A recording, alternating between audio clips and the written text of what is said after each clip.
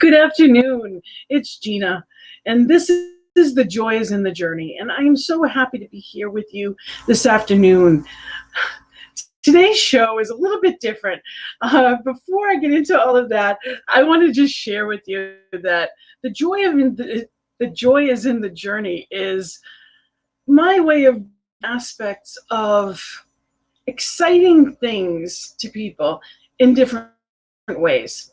I have people that I envy their knowledge in different areas of life, and this is when I get to bring to you what fascinates me.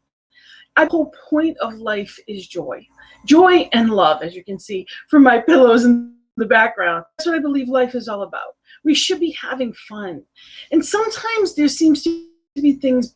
So this show is to take you with me into the things that I find fascinating.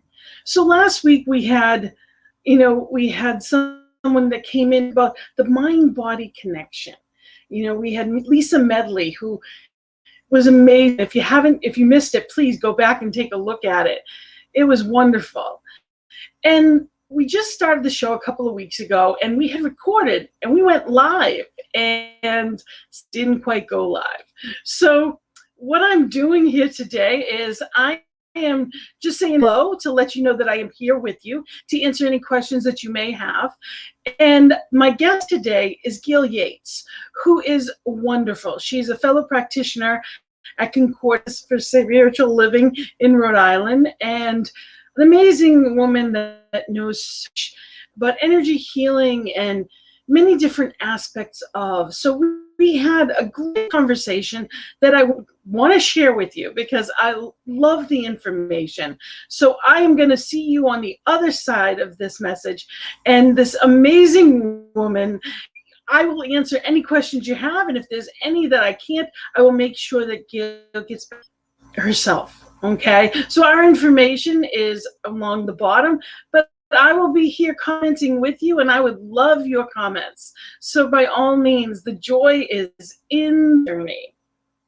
Rhode Island, and Gail has been a nurse for 33 years, over 33 years, and I find it fascinating how many friends that I have or people that I know who are in nursing and end up going into the holistic aspects of things. So I thought this was a perfect opportunity to bring that topic up. And welcome, Gail. Thank you, Gina. Nice to be here. Congratulations. Oh, thank you. It's exciting. It's exciting. There's a lot of different things moving in the banners and the stuff like that. So I get a little flustered at times, but we'll get it through. We'll get through it all together. Yeah. Yeah. So tell me a little bit about how it is that as a nurse, first of all, when did you find it and how did you find, the alternative medicines? Yes, well, I was always interested. I have done yoga since I was 16 and meditation I was interested in even as a teen. But when I became a nurse, I started in an oncology unit. And I always knew there was something more. I was a night nurse most of the time, so I would spend time, holding the patient's hand and sitting with them in the dark when they were afraid at night. So a lot of my nursing, not that it wasn't technical, it was very technical, but also I knew that aspect of paying attention and listening and touch, whether it was a back rub or a hand rub, was very beneficial and made a difference. And so when my father, who was diagnosed with pancreatic cancer 25 years ago, I was a cancer nurse, and the outlook was not very well for him. And, he did pass within the first year. But I had heard about Reiki, but I was in a nature food store and there was a sign and it said, learn Reiki next weekend or something to that effect. And I just knew I must go and I must learn this. So I took my first course And it was a nurse that taught it. So I just loved her and how she had administered Reiki to her patients and her child. She had a handicapped child. So it really resonated that, okay, this is something I can do besides giving chemotherapy and other medication, that I can do this Reiki. And so I used it not that much on my father. He wasn't sometimes patient with someone standing over him, but he did allow me to do that. And I know he needed a lot less medication. He really didn't have a lot of pain. So I would do the Reiki on him and on his abdomen when he would let me.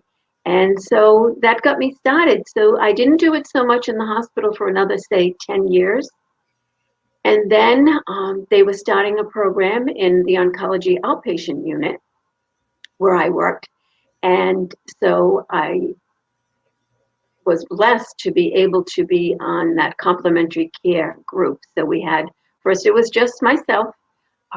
Even the docs were very hesitant. They said, we'd only let you do Reiki because you're a nurse. Oh, you, and they were, but they were lovely and it was accepted. So while people were getting their chemo in their chair, I would go around and offer them, say, 20 minutes to a half hour of Reiki. We also had a wonderful room with a massage table where they could have a private session. And then they added massage and acupuncture to our program. And it was free. It didn't end. We're on a hiatus because of COVID. But it was free to all of the patients. So anyone who wanted any of these modalities could get that free, which was wonderful, wonderful. Well, first, And then, I'm sorry, I didn't mean to interrupt. We've got some feedback going. So first, I wanted to say thank you as a healthcare worker and to all the healthcare workers. Thank you for all that you do. I think that, with COVID, the one thing that we've seen more than anything is an appreciation for the people that do the things that we often took for granted. And thank you for that. So for you and for all of the healthcare workers, I want to say thank you. And I also would like to say, I'm sorry for your loss, how you had to find it. And sometimes it does happen that way, that how you find change in our lives often comes from what seems like a negative catalyst, yet at the same time, it's what it takes to get us to that next thing. That's also because my first introduction to Reiki, similar to yours, and how, was with my sister. She was at end stages of cancer herself. And she was in so much pain that even when she was sleeping, she was on the highest dose of morphine possible that they could give. And in her sleep, she was still shuddering in pain and had tears coming down. And that's the level of pain she was at. And, we had a friend of the family that did Reiki for her, and the pain went away. It wasn't for all that long, but it was an hour or two, which was the longest she had in weeks without excruciating pain. She was able to sleep. She was able to feel at ease for a few hours at least, whereas the medication wasn't taking that away. Reiki did, and I often wondered, had she forgotten that month, in months or before, what might have happened, so again, it was not the way you want to find out about things, but when you think about the extreme of that and for it to work then, that's what really piqued my interest as well. Yes, it's not only is it comforting, it does alleviate pain and discomfort. Many times people, when they're getting chemotherapy, they will have restless legs. It's a medication they give before the chemo that will cause restless legs. So they'll be sitting in the recliner, but they can't stop their legs from jumping around. And when I would do the Reiki, so many people would get relief just from that. So it's really amazing. Nausea, it can help with nausea, headache, pain, many of the side effects of chemotherapy. So that's why it's wonderful. It's used in many hospitals now. It is. It's come a long way. We're in Rhode Island, which Northeast is a little bit, sometimes a little bit ahead of the curve, depending upon where you are in rural areas.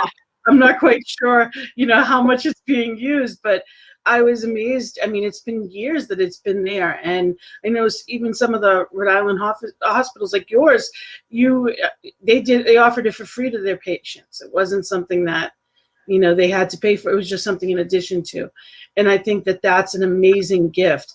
I know for me, I've had this energy healing. I've had a couple of times, and the most amazing thing about it, because I know there's a lot of people that doubt it, that don't understand.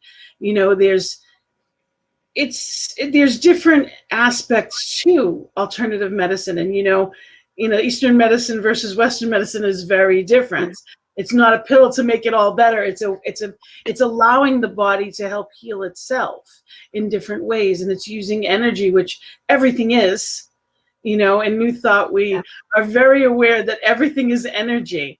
When we think of prayer, when we pray, it's affirmative prayer. We call it a treatment or a prayer, but it's a thing of unto itself. It's what heals. It's that knowing. We believe in only one, and in that one mind, and in that one, that energy is the same. So one of the things that really amazed me is distance. Like you've worked with me, and I get the amazing the difference. I can have my eyes closed and know exactly what part of my body you're working on. And even more than that is I was amazed that you can do it distance. You don't have to be in the room with someone. That blew me away more than anything, that amazing example of oneness where we have, and just like prayer, I can pray for someone, in Rhode Island, anywhere in the world, and it's just one. And we know that you don't have to be in a room with someone to pray with them. It's the same thing when it comes to energy healing, because that one is there. It's that same example of that one mind, that one knowing, that one power that is doing the work. It is the energy. And you're simply, anything that we do in healing, I love the example that I had heard from Marianne Williamson. We're the faucet. We're not the energy. We're just the faucet that it flows through. So what you had told me, there was a couple of different ways that you practice, and one of them was guided meditation as well with your patients, right?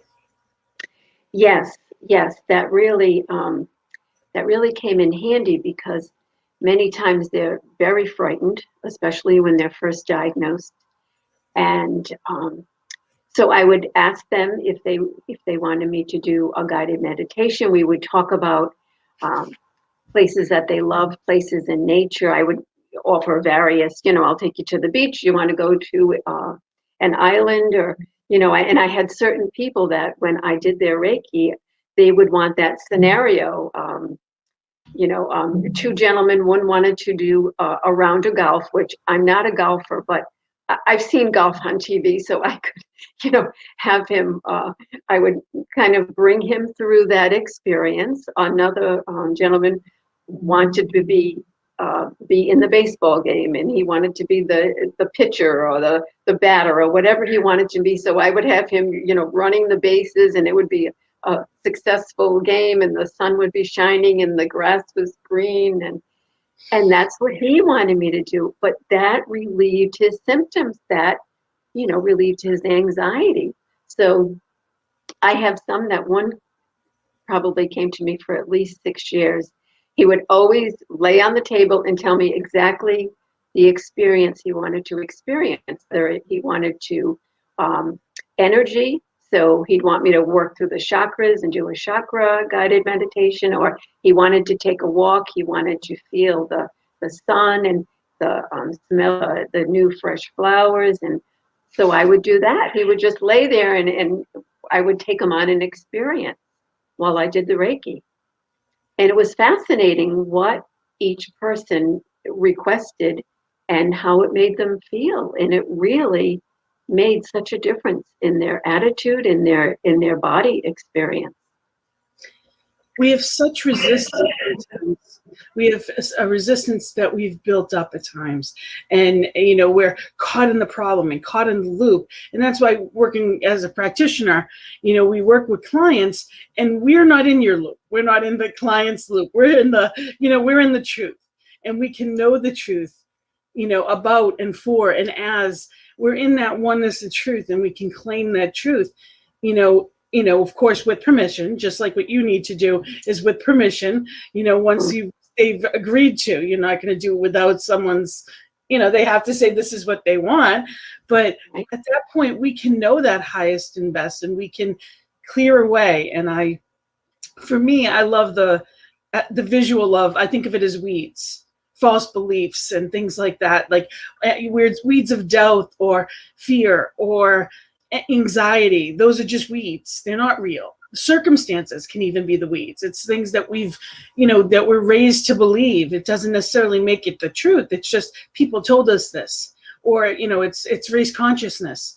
There's things that are out there that, we don't have to be caught up in. We get a choice. And as a practitioner, when people come to us, we're not in the story. We're into we work on the truth, and we help them get to the bottom of what is that belief. And even if we can't get to that, we just know the truth of them, and that's where the energy goes. And it's the same when it comes to healing. It amazes me how that works. And what part of why I wanted to have you on the show, the joy is in the journey. But if we're experiencing something and we're in that loop and we're caught in, we're stuck in all of that, we get the opportunity to think again. What do I choose? We can choose again. So that's, to me, is a beautiful thing. It's definitely a wonderful gift. You actually were led from that also into meditation and yoga. So you didn't just have your, your Reiki practice, but you also did meditation and yoga, both privately and at the hospital, correct? Yes. Yes. And how so that developed because I just needed an extension from, the Reiki was nice, and I thought, oh, they would really benefit from some yoga and meditation. And I was so lucky. The nurse manager at the time, when all this was happening, was a coworker from my, 33 years ago. We started on the floors together, so it really funny. And she was tough, and she used to call this stuff woo woo. Everything was woo woo. And so when I approached her, but then she was just like, whatever you want to do, that's fine, that's fine. So I would have 6-week classes of yoga, and when I would get the patients, some were bringing their oxygen, some were bringing a walker, some would, have their crutches. So they would all be at different levels of health. And I always included, they could bring a family member, because usually they needed a ride or they needed just someone to be with them, which I understood. So I enjoyed the family members also. So I would have a 6-week class of yoga, and whatever that meant. Some people could stand, some people had to sit, some people had to hang on to a chair. It was whatever goes in this class. So we made it, just joyful, and they were just wonderful. And then I would add the meditation piece, which they loved. And I would do all types of meditation, so they could pick something that appealed to them, whether it was a walking meditation or listening to music or guided meditation or just mindfulness. So I tried to cover all different types of meditation so they could take it home with them, including the family member. But the family members are very stressed. And so I did that, probably 6 years, 7 years. And it's so enjoyable. So I'm waiting for this COVID to end to get back to doing that, because I missed that. Yeah. And I think it's wonderful, especially that you're talking about the different levels of, because I know there's a lot of people that think yoga is a form of exercise, and if I'm not physically able, there's chair yoga, there's different forms of it, and it is a meditative process in itself. And it's Eastern medicine is amazing in the way that it works. It's healing the body from the body. It's not about something outside of it trying to cover up a symptom. It's clearing away whatever seeming blockage is there. And for me, I've been using acupuncture, I would say at this point, it's almost 10 years. And I go every month and I have to. Like, I definitely need to. If I don't, I can tell. And if you had told me, a long time ago that I would have been putting in needles in any way, shape, or form, people are like, doesn't it hurt? No, it doesn't. But it's amazing. There's the life force, chi, right, is our life force. And that I can feel it open up. They can put a needle in my eyebrow and I can feel my whole face open up, like, when you smell Vicks Vapor Rub and your sinuses open. My whole face can open like that. There's a point in your foot that, for me, I've had a point in my foot that literally I could feel it all in my shoulders. There's you can feel, everything is connected. That's why, there's reflexology, and there's even the hands. You had said you used to do hand massage and work with that. There's so many different ways that the body can heal itself. There's different pressure points. I know there's pressure points actually on the center, on your middle finger towards the tip. That's a spot in your neck that can take away a kink in your neck if you do it the right way. And I sit there sometimes and I'll just go like this and I'll push on those little spots because I know where they are. Or I'll push on my eyebrows because at times my face will have congestion. And I'll just sit there and I'll push on these dots and I can feel my whole sinuses open up. There's just these spots and it takes nothing, and it's so much safer than medication. It's not to say there's not a time and place when we need, it's both. But if there are things that can help us, because for me, one of the greatest deterrents from joy, pain will definitely do that, both emotional and physical. And sometimes the emotional pain is what's caught up physically. So when we're stressed and we have the knot in our neck, that's the most common when people realize if they're stressed, they get it.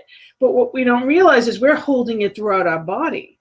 That's what cancer is a poison that's grown. And, my experience, unfortunately, was that I was taking care of everyone else and not allowing myself to grieve and heal through, several deaths and a lot of struggle and pain that I went through with family members. And I ended up with over a dozen tumors in my kidneys. Now in Eastern medicine, kidneys are grief. That's where you hold your grief. Mm-hmm. And would make sense that that's where they were. So, it's about doing things differently. So when it made me aware that this isn't what I choose for me. We know there's a breaking point in anything. If you were to pull a chain or a rope far enough, it's going to break. And this gives us, with these different modalities, it gives us an opportunity to heal so that we're not putting that stress on our physical bodies in the same way. Exactly. Now, the other thing that you've gotten into recently, or more recently, I know it's a couple of years at this point, you had taken the foundations for at Kapalo, the Ayurveda, which I find fascinating. Can you tell us a little bit about that? Yeah, so Ayurveda is the sister science to yoga. It's thousands of years old. And it is about being in balance with nature. Like you said, when you're stretching out too much, this gets everything back into balance, and it goes by just the natural rhythms of life. So when we sleep, they say, well, it's best to be in bed by 10 o'clock because from 10 p.m. to 2 a.m. you have your best sleep. And consequently, that's when your body is cleansing. Your liver is cleansing.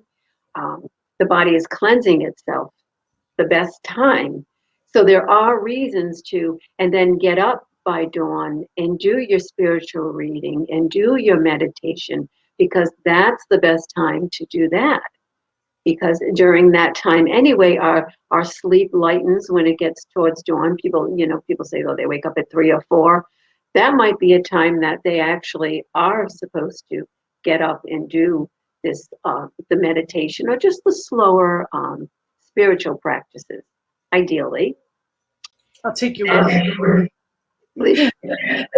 I'll take your word for that one. I don't know that I need to get up at No, me neither. I'm okay, 7 o'clock, but it is dawn at 7 o'clock now here at the East, the Eastern side.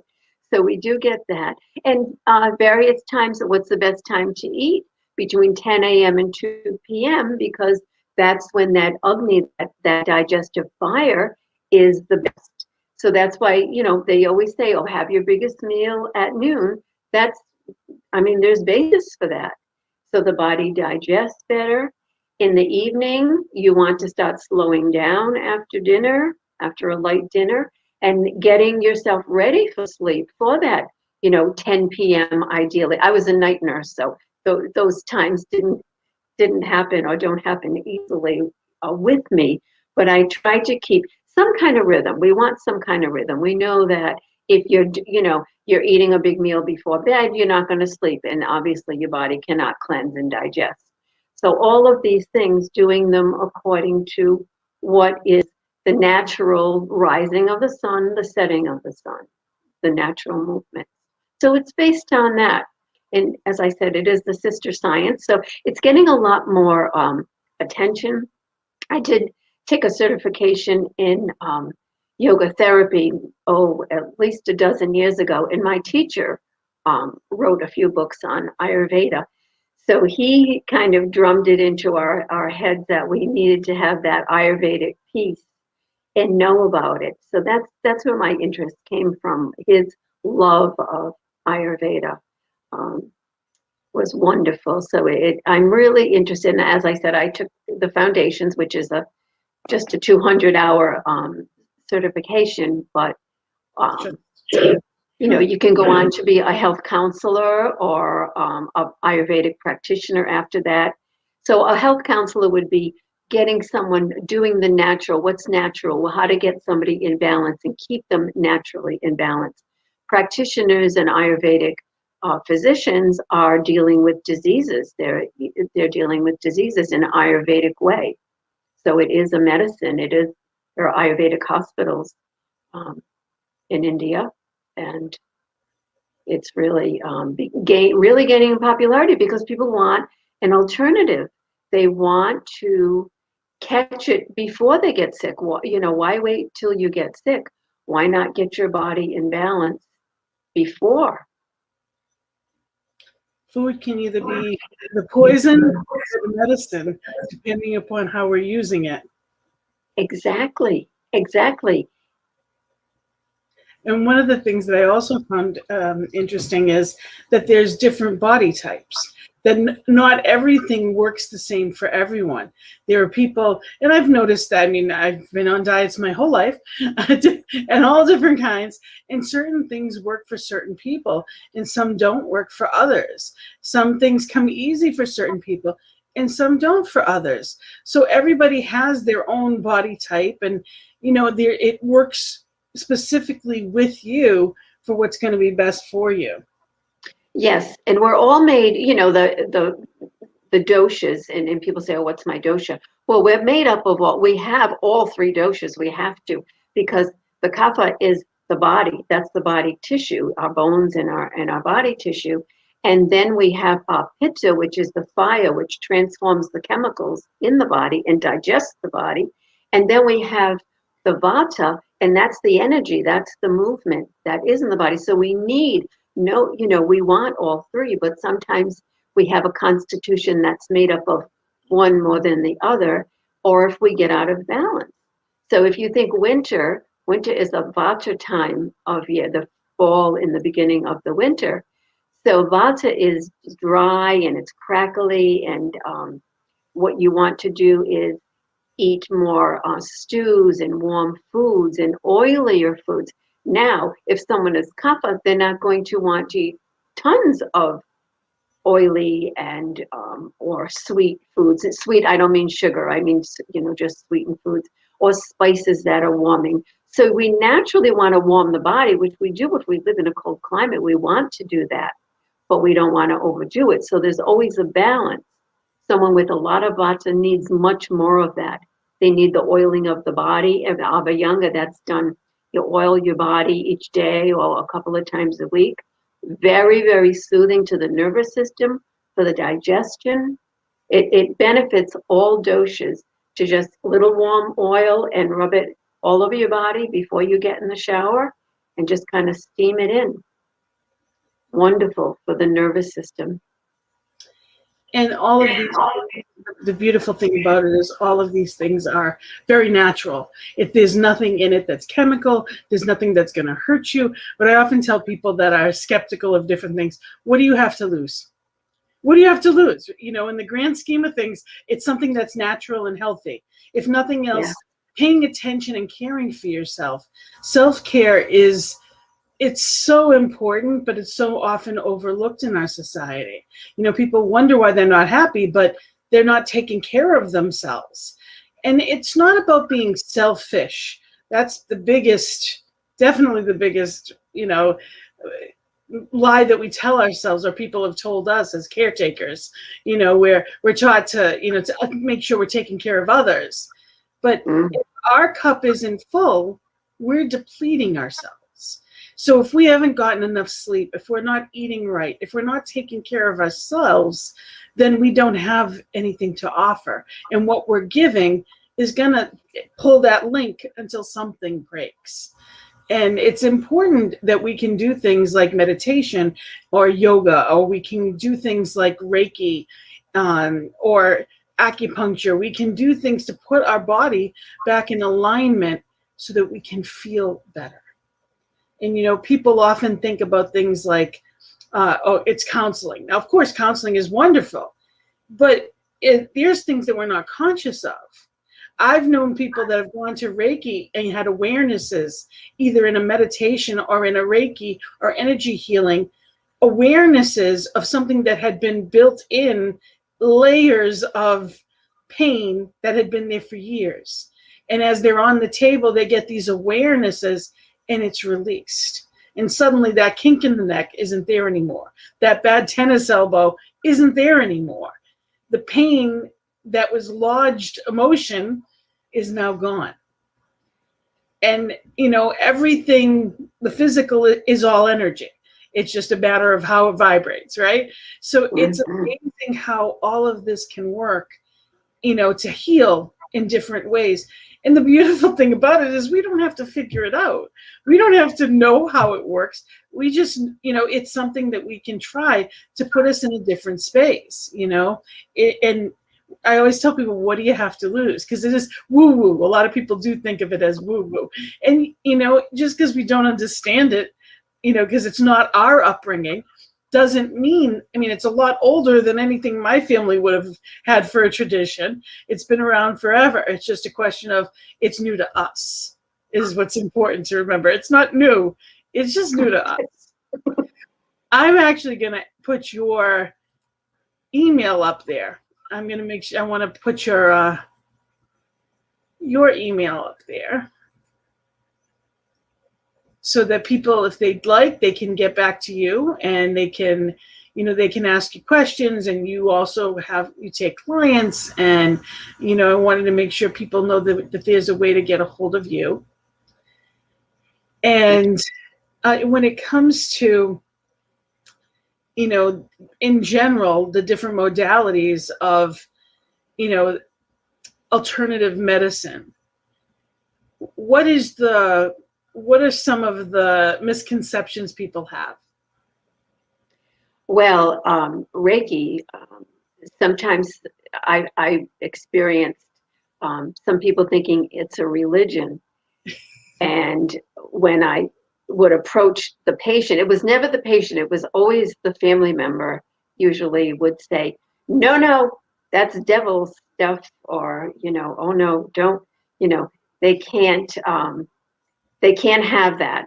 But as I said, it was always the family member, and the poor patient would sit there thinking, oh, that kind of sounds good, but you know, they're afraid of that, so that it was a religion. I had it's not, it's just simply practice. Yeah, it was just, it's not a religion, but, especially I explained as much as I could, and then I was not going to push it, of course. You don't want to get them more upset. Sometimes when the family member's upset, you need to calm them down, because then the poor patient gets the brunt of it.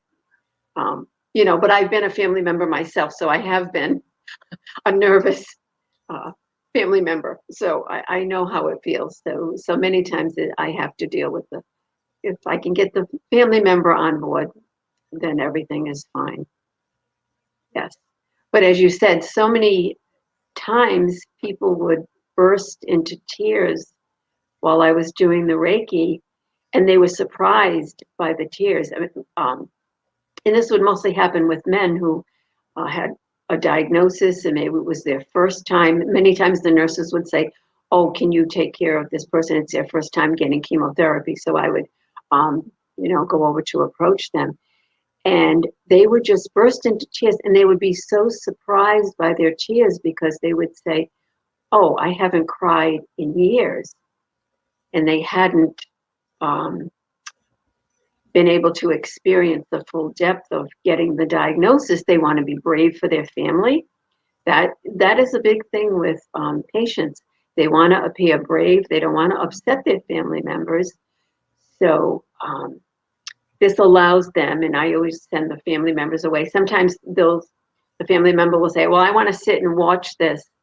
And I always say, it's not that interesting to watch. But, you're welcome. I don't want them to think I'm doing anything, to their family member. But then they'll usually after about, 5 or 10 minutes of watching me with just my hands on the patient, they'll get up and walk out of the cubicle. And, they feel that their family member is safe with me. But it's amazing the emotions that will come forward, and they're surprised, and they're able to talk about their feelings. It really brings forth many times wonderful conversations. Healing that they can't share with their family members. We know that thoughts are things. We know that, what we think about is what we're attracting to us. And most people, especially in New Thought, will say absolutely. So why would we think that those thoughts and emotions, which is what creates the power of emotion, is what really attracts and creates the strongest of them? If we're not processing it, if we're not allowing it back out, it's got to go somewhere. And it stays and it gets stuck. And that's where the dis-ease comes in. And as much as we may mentally get that, we don't always realize it within our body, that there are layers of sometimes pain or struggle or suffering that we never really dealt with. We didn't look at. I was raised that you just do. You don't ask yourself, can I, should I, would I? You just do. If you could, you did it.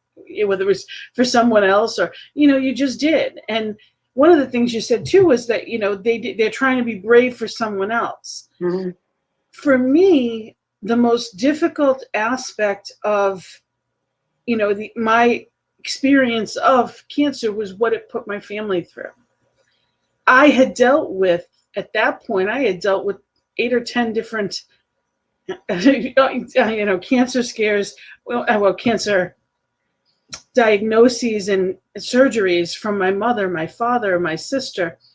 And at that time, I had, my sister and my dad had already passed. And it was one of those things that I knew what pain it felt to go through it. And the thought that I was putting someone else through it was devastating. So there was a lot of healing that I had to do after the fact. And, there was guilt in that for me. I felt guilty as a patient because I had this diagnosis. And, it's amazing how many layers an experience can have. We know that grief never goes away. You're always going to miss someone. There's not a time frame of, we don't have to suffer and stay in it every day. It's not a question of that, but it takes what it takes, especially when we're close to someone. It's not something that ever really goes away. I'm sure you miss your father all the time even though it was 25 years ago. You know, it's not something that we think of them all the time. They're a piece of us. So there's so many layers to everything that if we're not acknowledging them and we're doing the bypass, whether it be because we're not thinking of it and we're just denying it, which I did that for years, or even in our, you know, the spiritual bypass is even more dangerous. To think, oh, I've got this and I know, and I've had many people say, nope, I'm healed, I'm all set, I'm all set. That they don't address it, you know, as if there's guilt in getting sick, or there's, you know, there must be something wrong, so I'm not going to talk about it, because if I talk about it, it becomes real. The experience of whatever it was is real. And until we can come to terms with the fact that there was something that caused it, and it's no guilt in that, there's no shame in that, it's just an experience like anything else is, we are not able to fully, we're absorbing it and keeping it rather than letting it flow. And everything is supposed to flow. Yes, yes, absolutely. So in your treatments, you get the opportunity to help people with that. Yes, and it allows them, and I'm always amazed that they had never heard of Reiki. Most people had never heard of it. And I would just approach them and say, I'm here to do Reiki on you. This is what it is. And in the hospital setting, I do have to frame it as a relaxation technique. You know, we can't say, oh, this is a healing modality, as I would in, say, you know, when I was taught Reiki, it was the healing. So it's a relaxation, it's light touch, it'll relax you. We have some music. I'll just do a progressive relaxation. I'll say things like relax your body, your face, and get them into that. So the fact that they are even open to that after getting this diagnosis, coming to a pretty big unit where, you know, they see everyone else hooked up. There's, I don't know, probably 30 people in that, in one of the rooms. And all of this new, you know, pumps going off, all this is going on. And the fact that they say yes to it, I find it's such an honor. It's such a leap of faith on their part to say, yes, I don't know who this woman is. I'm here in this strange environment that's very scary, and I'm going to say yes to that. Also, though, Amazing.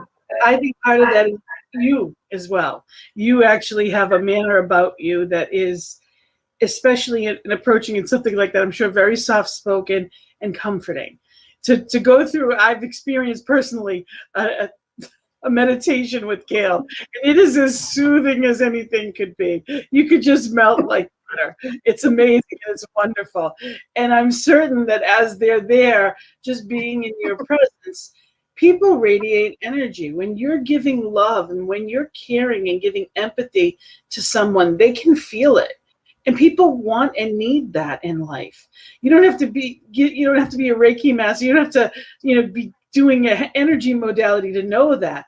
You know, as we go, even prayer, you know, when we say we're going to pray for someone, there's a comfort in that for a reason.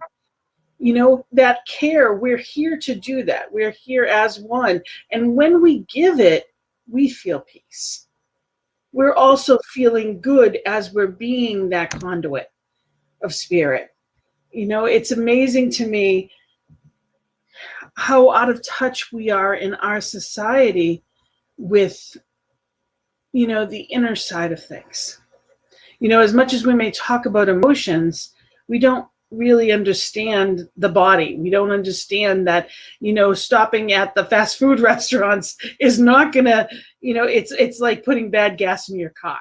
Mm-hmm. You know, and I'm saying this firsthand, that as much as I know that there's a disconnect between what I know and what I do. And I think in our society, far too often, there is that disconnect. So I can talk about self-care, but am I doing it? Am I practicing it? We'll tell our children to do things. Are we doing them? We make sure, especially when they're young, that they go to bed at a certain time, We make sure that we try to watch how much time they're behind, the screen time. Yet how many people have a job that they're spending 8 to 10 hours behind a screen? And then they go home and they're doing their own stuff, so Yes. it's amazing, that, we often overlook the simple things to help us get grounded in the body that we're in, to be able to live in a more aware way, in a conscious way. And that's what, meditation and yoga are gifts. I know I grew up in inner city Boston, and nobody did meditation. I'd never heard of yoga. I'd never heard of anything like that. And when I first tried to start with meditation, I had to use an egg timer. I used for 3 minutes, I set an egg timer. And it was excruciating to try to sit. I was like, I'll fall asleep. So I had to use the timer because I didn't trust myself. I'm like, I'll fall asleep. So and needless to say, I didn't fall asleep at that time with the 3 minutes. But it's amazing how we condition ourselves.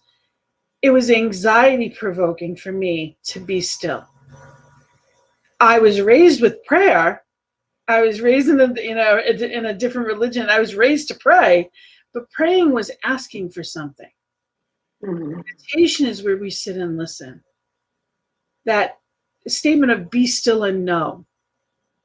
That's how I started with meditation. So for those of you out there that don't spend that time on it and don't quite know how to, that, it's just being still and allowing it. For me, guided meditations are wonderful because they take me in and out, and I do fall asleep, or at least it feels like it. But when that little bell rings, or the person says, okay, it's time to come back, I'm instantly there, feeling completely refreshed. Even if I feel like I fell asleep and don't remember any of it, I feel better. In 20 minutes, what might have been like chaos and crazy comes. And it's peaceful. And that's what we need to have that joy-filled life. Everything's an experience. It's the eyes that we see through that color what it is we're looking at. So it's being open to new experiences. Yes. And sometimes people have to get to a point where they did, if they were coming for their chemotherapy, they had a diagnosis that scared them. And so their whole life was changed by this. Their whole, the family dynamics, everything was changed. And I think at that point, many times people are willing to try something new, to do something new. That's the point where they're saying, okay, I'll do it. I don't know what it is, but I will do this. And, we don't want to have to get to that point, but many times it is, just think about different times in your life. It was the crises that got you to make a change. It was, something was going on that you were not desperate, but you were willing, like, oh my goodness, it is not working. Let me try something new. So. And you're right. That's that's what it comes down to, that eventually something that breaks ends up being us, that we finally say, okay, I need something's, what do I do now?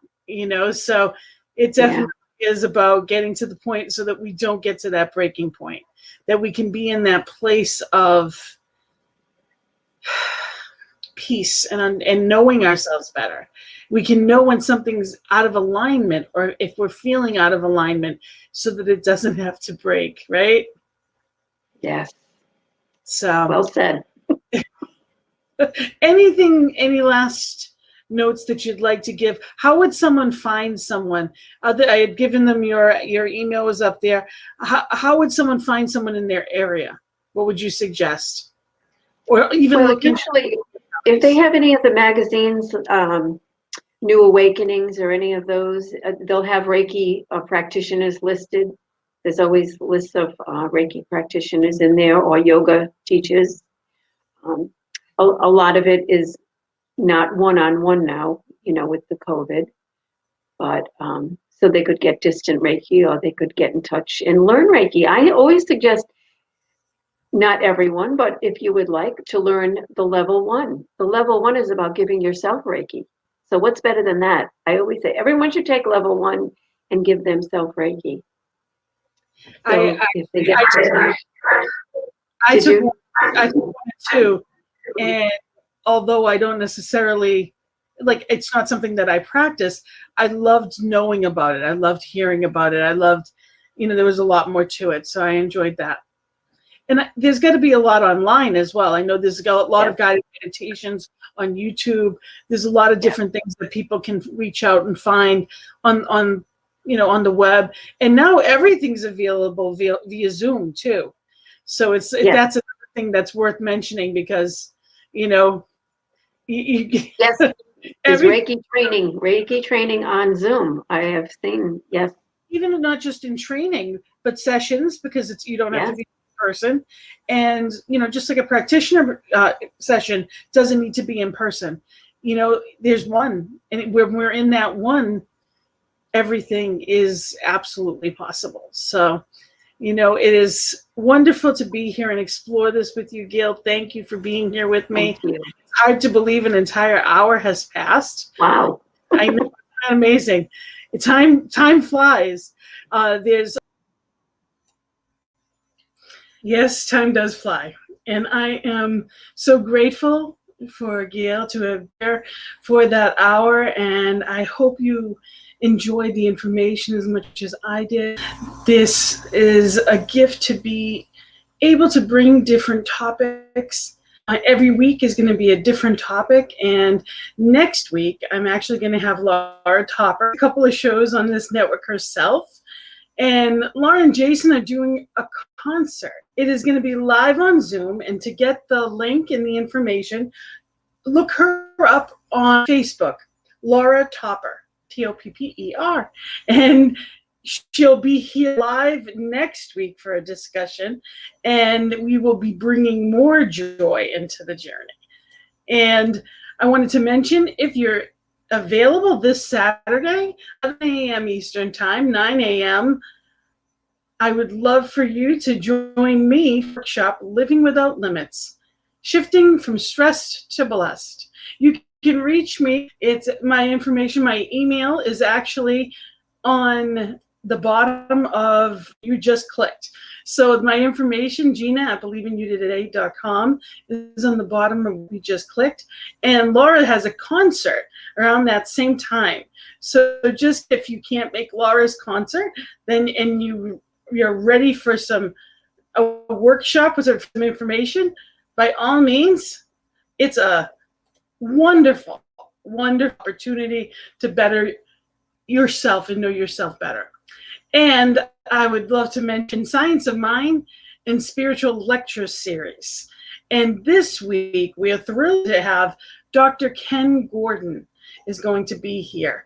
So at 9 to 10 a.m. Mountain Time, be here, and you can still make either Laura or I afterwards. We would love for you to be here to hear Dr. Ken, talk about. So there's so much here at the network. We're blessed to have this. And I ask you, if it's something that you feel has blessed you, give a chance to give back. Anything that you can donate, anything that is appreciated. Remember that it gives other people the opportunity to know more about New Thought. So more about Science of Mind, more about New Thought, more cells. So if you are blessed by anything you heard today or any of the programming, which I know is amazing, please, there's a link on the bottom that's for donations, and it's nt.org. And give whatever you can. We appreciate it.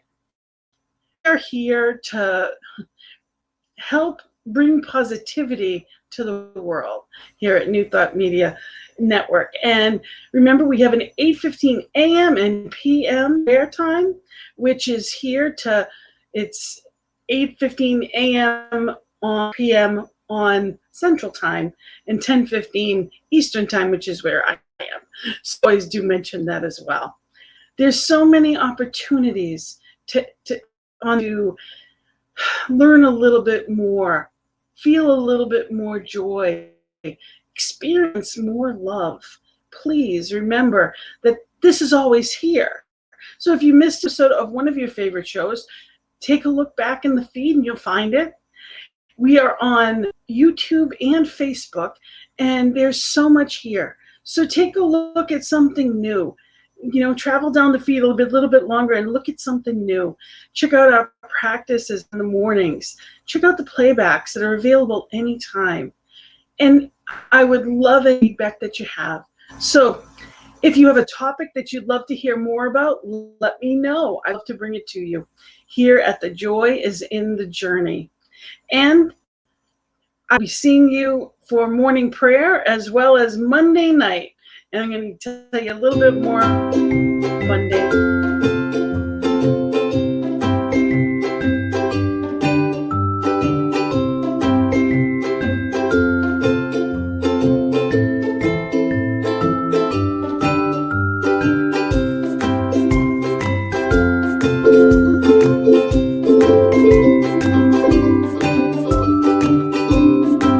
Yes, the Peace Circle is here on Monday evenings. Do the change we wish to see in the world. So join me on Mondays.